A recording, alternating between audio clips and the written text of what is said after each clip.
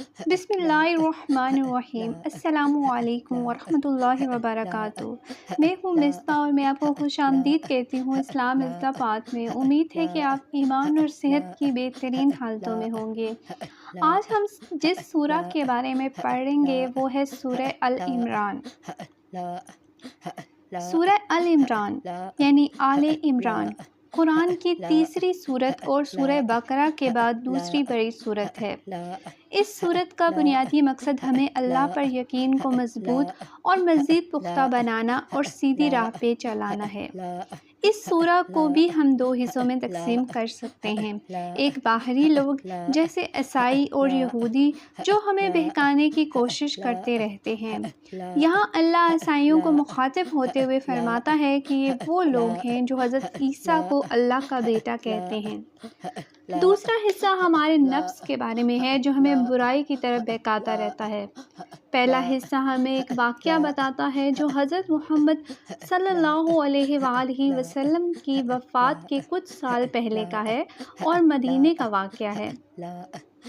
حضرت محمد صلی اللہ علیہ وآلہ وسلم نے عیسائیوں کو پیغام بھیجا کہ وہ اسلام قبول کریں، جس کے جواب میں انہوں نے 6 عیسائیوں کا ایک گروہ بھیجا تاکہ وہ نبی کریم صلی اللہ علیہ وآلہ وسلم سے بات کر سکیں۔ یہ پہلی بار تھا کہ مسلمان اور عیسائی آپس میں ایک دوسرے سے بات چیت کرنے کے لیے بیٹھے تھے۔ نبی کریم صلی اللہ علیہ وآلہ وسلم نے انہیں مسجد میں ٹھہرنے کو کہا اور انہیں وہاں عبادت کرنے کی اجازت بھی دی۔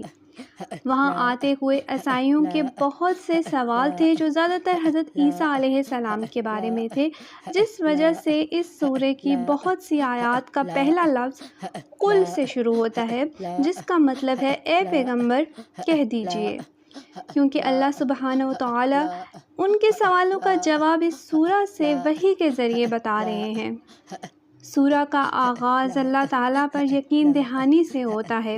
یہ سورہ بتاتی ہے کہ قرآن اصل میں ہدایت کے لیے ہے اور اس میں جو کچھ بھی لکھا ہے وہ مکمل حقیقت ہے، بالکل اسی طرح جس طرح اس سے پہلے آنے والی کتابوں میں بتایا گیا تھا۔ قرآن ہی ہماری رہنمائی کے لیے ہے تاکہ ہم صحیح اور غلط کی پہچان کر سکیں۔ کچھ آیتیں بالکل صاف نشاندہی کرتی ہیں اور کچھ ترتیب سے تفصیلاً بیان کرتی ہے، جسے مشابہ بھی کہا جاتا ہے، جن کا لوگ غلط مطلب بتا کر لوگوں کو گمراہ کرتے ہیں۔ تبھی ان آیتوں کو صرف اور صرف مستند مذہبی اسکالر سے ہی سمجھنا چاہیے۔ سورہ اس کے بعد ان لوگوں کو خبردار کرتی ہے جو اللہ پر یقین نہیں رکھتے اور اس کی نشانیوں کو بھی جھٹلاتے ہیں، جبکہ نہ ان کا مال اور نہ ان کی اولاد ان کو قیامت کے دن بچا سکے گی اور نہ ہی کچھ مدد کر سکے گی۔ اس دنیا کی ہر لذت وقتی ہے اور ختم ہونے والی ہے۔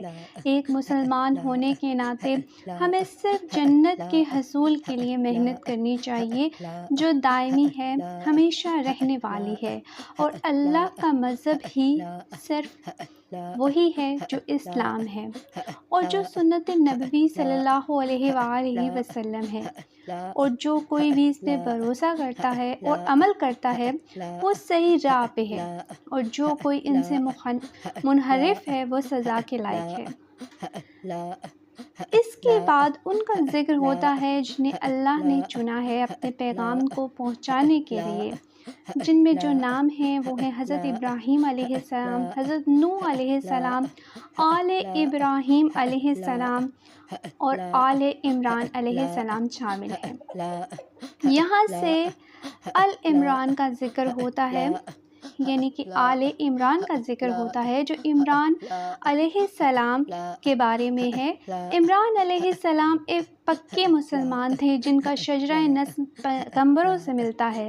حضرت عمران علیہ السلام ابراہیم علیہ السلام کے شجرہ نسب میں ہیں جو یعقوب علیہ السلام کی اولاد یہودا میں سے آتے ہیں۔ یہودا کی اولادوں میں حضرت داؤد علیہ السلام سے حضرت سلیمان علیہ السلام اور ان سے عمران علیہ السلام آتے ہیں۔ عمران علیہ السلام کی زوجہ کا نام حنا تھا اور مریم علیہ السلام ان کی بیٹی ہیں جن کے بیٹے حضرت عیسیٰ علیہ السلام ہیں۔ اس کے بعد والی ویڈیو میں ہم حضرت عیسیٰ علیہ السلام کی پیدائش کے بارے میں پڑھیں گے اور کیسے ان واقعات نے ان عیسائیوں کا جواب دینے میں حضور پاک صلی اللہ علیہ وآلہ وسلم کی مدد فرمائی، یہ بھی جانیں گے۔ تو تب تک آپ میری ویڈیو میں بنے رہیے، اور اگر آپ کو یہ ویڈیو اچھی لگتی ہے تو اس کو ضرور لائک کریں اور شیئر کریں، اور اگر آپ میرے چینل پہ نئے ہیں تو اسے ضرور سبسکرائب بھی کر کے جائیے گا۔ جزاک اللہ خیرن کثیرا۔ اللہ حافظ۔